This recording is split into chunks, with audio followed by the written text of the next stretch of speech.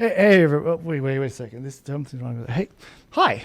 So today, I was thinking about last night. I was thinking about accountability, and in budget planning season, you get 3 months into your fiscal year, right? And things they're tracking well, or maybe they're not, right?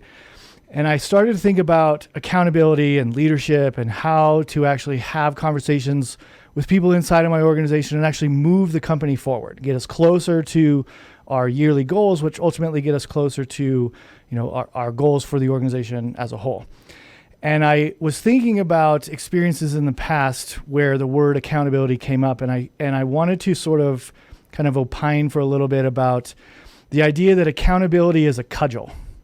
Meaning I'm going to beat you over the head with your accountability, right? You must make this many phone calls, and you must create this many sales opportunity meetings, and you must create this much conversion. You're responsible for this much revenue production for this month or this quarter or whatever it is. Whatever those accountability metrics are inside of your organization, they exist in every organization.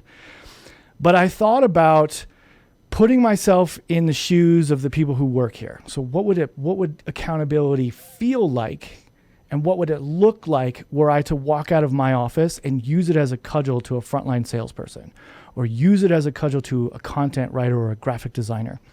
And then I got to thinking of an adage that I use inside of the organization all the time. This is a place of innovation. I don't really like that word, but it's the best word I could think of for now. It's a place of innovation. And the idea behind innovation is you're going to come up with ideas that don't work.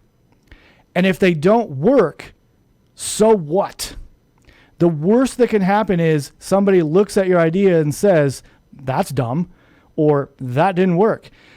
But if you work in an environment where you're punished, or accountability means it must work, then the likelihood of you wanting to actually innovate or have a conversation that could potentially be the next iteration or the next idea that pushes your organization forward, right? I feel like the opportunity for that gets lost. So then I thought, do I care more about what I look like, how I look, how people perceive me, or do I care more about setting a space where I can show my organization that I have dumb ideas and that I can actually fail, and that if they can believe that I've done things that maybe I shouldn't do again, or maybe I will never do again, but those are representations of the best thought process I had at the time. And then if I can show my organization that they are expected to do the same thing, and that if they fail, that doesn't mean termination. It doesn't mean a write-up. It doesn't mean a PIP. It means come up with another cool idea. Let's try it again. So I guess in a nutshell, right, don't be afraid of failure, and don't be afraid of trying to look good, right, to avoid looking bad. Ideas are spurned, and ideas come from a place where you're free to express yourself.